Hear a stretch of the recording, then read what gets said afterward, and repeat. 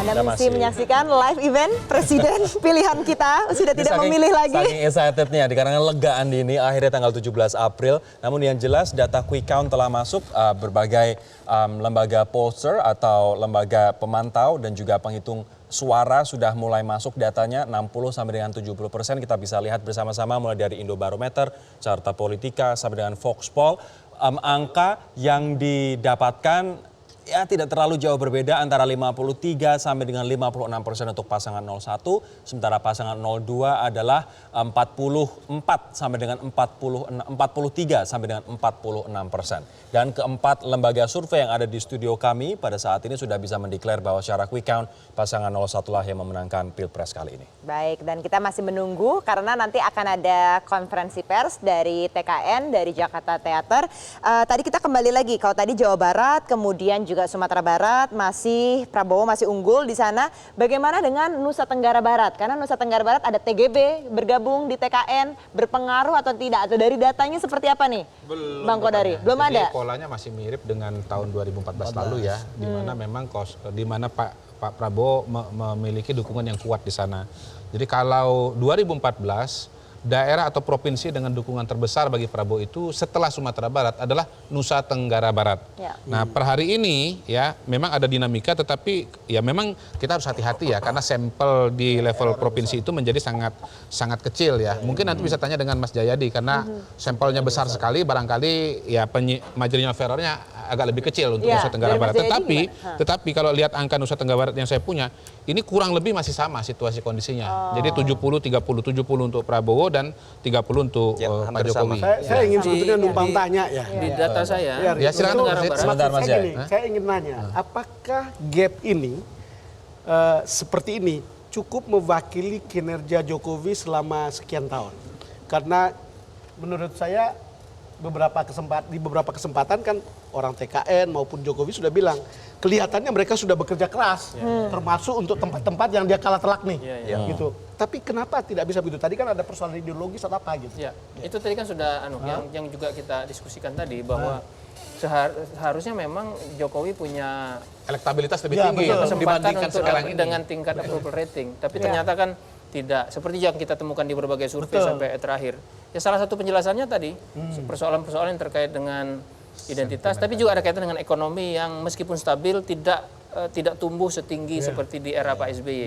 Di era Pak SBY kan menjelang 2009 itu kan pertumbuhannya 6, sekian. Kalau Pak Jokowi 5,5. Ini menurut saya bisa disimpulkan sebenarnya begini. Kalau ditanya apakah ini kemenangan yang cukup baik atau tidak buat seorang incumbent, kalau kita bicara secara matematika tentu tidak. Tetapi kalau kita bedah secara kualitatif, situasi apa yang melingkupi pertarungan ini? Pertama tadi ketika kita berbicara mengenai aspek sosioekonomi, kita tidak bisa membandingkan misalnya bagaimana kondisi atau beban seorang Jokowi dengan SBY ketika maju tahun 2009. Dulu SBY bahkan para ekonom mengatakan autopilot. Siapapun jadi presiden 6% economic growth tidak sulit. Kenapa? Ada booming komoditi. Sekarang situasi sebaliknya terjadi bukan hanya di Indonesia, terjadi di seluruh dunia ketidakpastian ekonomi termasuk dalam konteks komoditi. Misalnya itu yang menyebabkan salah satu kenapa Sumatera Jokowi makin turun dalam konteks sektor karet.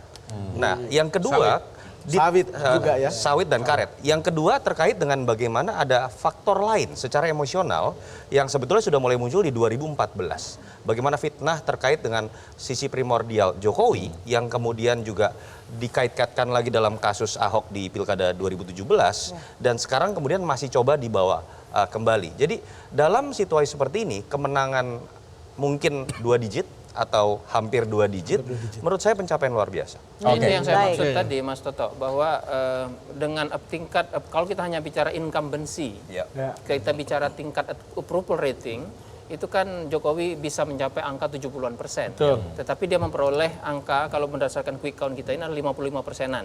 Ya. Mengapa tidak bisa setinggi Pak SBY?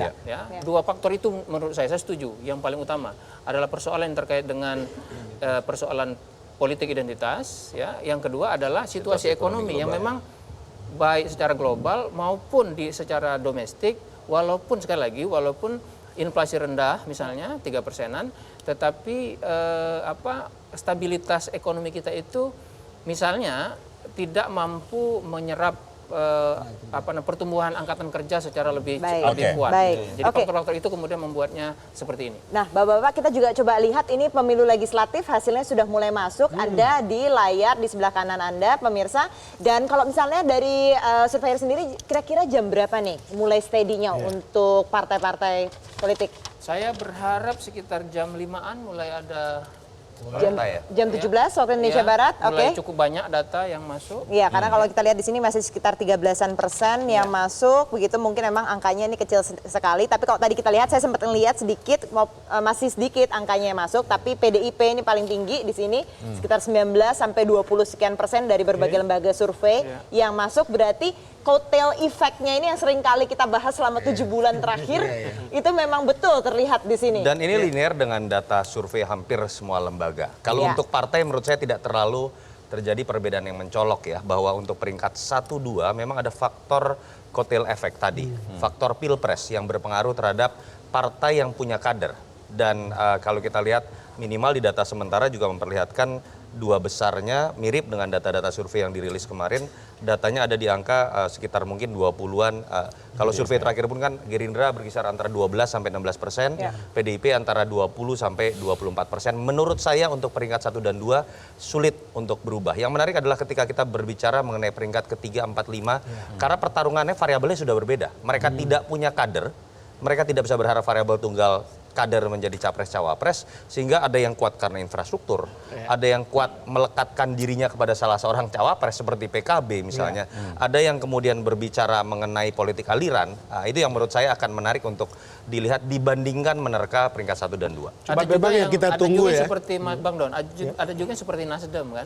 Mereka menggunakan strategi berbasis dapil yang saya lihat dan menaruh orang-orang yang memiliki popularitas tinggi di situ. Nah, dugaan saya itu tampaknya akan memberikan daya dongkrak yang Makanya yang kita baik tunggu untuk sebetulnya Nasdem. kejutan partai yang akan naiknya signifikan. Ya. Lalu kemudian di sisi lain kita tunggu partai yang akan keluar dari gelanggang. Apalagi ada partai lama. Kalau survei kita lihat teman-teman kan, dari angka sementara ini mungkin tidak akan terlalu berbeda jauh dengan survei-survei yang sebelumnya. Tapi yang jelas dengan threshold 4%, ini apakah kita akan memiliki 10 partai politik lagi di DPR atau justru malah jauh lebih sedikit? Kalau survei-survei sebelumnya itu kan menunjukkan sekitar 9-10 partai saja. Tidak jauh berbeda artinya. Ya, tapi memang dirasakan ini adalah pemilu yang terberat gitu kalau dikatakan caleg-caleg karena berbarengan. Waktunya lama juga. Waktunya juga lama, kemudian Threshold juga naik. thresholdnya naik. pengalaman kita nyoblos saja tadi udah agak berat panjang. tuh. Ngos-ngosan. Satu lagi yang menarik menurut saya, tadi kan waktu sebelum tadi kita bicara soal angka partisipasi Pileg sama Pilpres. Ya. Nah itu yang menarik. Untuk sementara memang angka datanya masih sedikit, tapi tapi harus dicek ya. Terlihat partisipasi Pileg Malah lebih rendah. Sama saya juga begitu. Partisipasi Pileg lebih rendah ya. Ya itu menarik. Terbalik Jadi Kembali dengan 2014. pura-pura nyoblos doang ini. Nyoblos pilpres saja. Iya. Susah, lihat gambarnya pun susah. Terlalu berat, terlalu pusing dia tinggalin. Itu betul.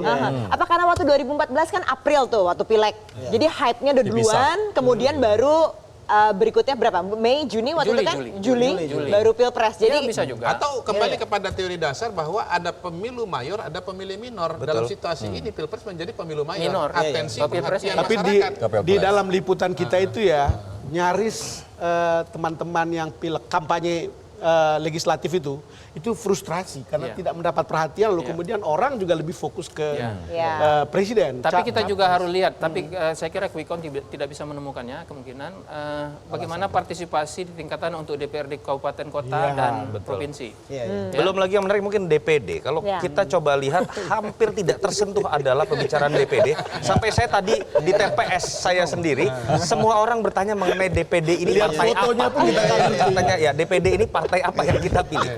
Jadi ini menurut saya akan menarik. Kita lihat breakdown dari partisipasi pilih beberapa pemilu. Terbalik dibanding pemilu 5 tahun yang lalu. Di saat itu Pileg tingkat partisipasinya lebih tinggi ya. Golputnya hanya 25% dan Pilpres golputnya 30% ya.